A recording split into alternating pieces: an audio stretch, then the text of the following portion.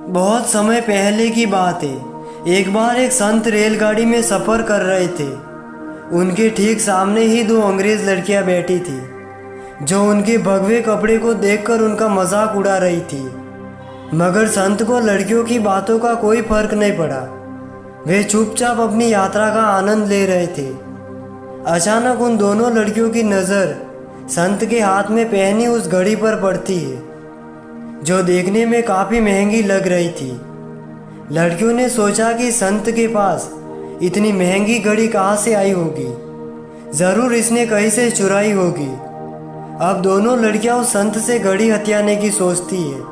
दोनों लड़कियों ने संत से कहा कि तुम हमें अपनी घड़ी दे दो, वरना हम पुलिस को बुलाएंगे कि तुम हमारे साथ बदतमीजी कर रहे हो। संत ने उनकी बातें को सुनकर भी उन दोनों को अनसुना कर दिया और ऐसे बर्ताव किया कि उन्होंने कुछ सुना भी नहीं हो। फिर दोनों लड़कियों ने उन्हें इशारा करके समझाना चाहा कि वे अपनी घड़ी उन्हें दे दे, नहीं तो वे पुलिस को बुलाएंगी।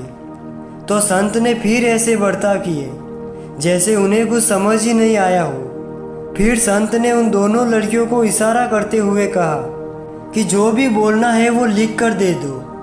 फिर उन लड़कियों ने यही किया।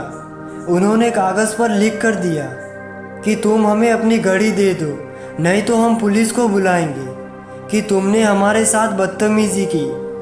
फिर वो कागज़ संत को दे दिया। कागज़ पर लिखा देखकर संत बोले कि अब आप पुलिस को बुला लीजिए, क्योंकि अब मेरे पास आपके हाथ का लिखा हुआ ये सबूत है जो मैं पुलिस को दिखा सकता हूँ। संत को बोलता देखकर दोनों लड़कियां दंग रह गई और उनके तेज दिमाग को मान गई। दोस्तों, ये संत कोई और नहीं बल्कि हमारे देश के स्वामी विवेकानंद जी थे।